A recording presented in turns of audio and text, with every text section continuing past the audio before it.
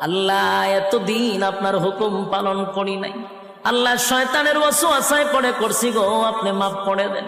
চোখের পানিগুলো ছেড়ে দিয়া যদি আল্লাহর দরবারে আপনি দরখাস্ত করেন, আমার আল্লাহ বলেন বান্দারে যৌবনকালে যদি একবার ডাক দেস, আমি ৭০ বার বান্দা তোর ডাকে জবাব দিই।